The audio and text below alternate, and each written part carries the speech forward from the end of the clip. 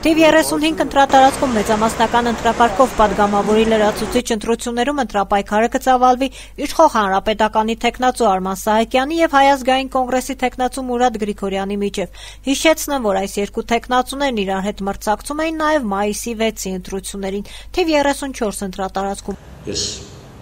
առավել քան ուրախ եմ, որ թեկնածուական դուետը ներկայանում է ընդգծված երկու հակադիր քաղաքական դիրքորոշումներ ունեցող քաղաքական ուժերի ներկայացուցիչներով։ Շատ կուզենայի, որ մենք բաց հրապարակային բանավեճերի տեսքով, հանդիպումներով ներկայանանք մեր հանրությանը, որպեսզի հանրությունը ճիշտ կողմնորոշվի։ Այս ընտրություններում քաղաքական դաշտը շատ հստակ է ընդգծված ու պարզ է շարքային ընտրողի համար, միայն թե իշխանությունների ձեռագիրը չի փոխվում, ասաց Մուրադ Գրիգորյանը։ Ժողովրդական խոսք կա կարմիր կովը կաշին փոխելու մասին։ Ինչպես կարող է իշխանությունը իր ձեռագիրը փոխել, առավել դեմոկրատ դառնալ, այո,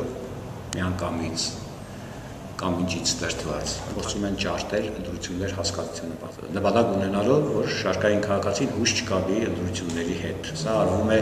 համոզված եմ փետրվարյան ընտրություններին առավել մասսայական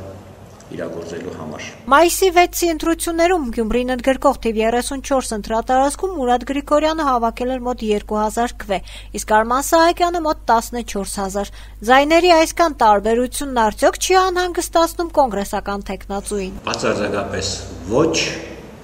որովհետև շատ շատերը գոնե կհիշեն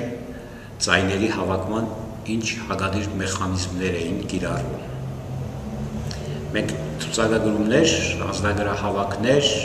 ներկայացականներ, թաղեթաղ, դուր ու պատուհան ջարդելու մեթոդով աղաչանք խնդրանքների ու ամենակարևորը ընտրակաշառք բաժանելու միջոցով քվեներ չենք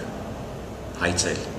Մենք մեր քվեները վաստակել ենք։ Վերջում նշեմ, որ նոյեմբերի 6-ին կմեկնարկի նախընտրական քարոզարշավը, իսկ դեկտեմբերի 2-ին կկայանան լրացուցիչ ընտրությունները։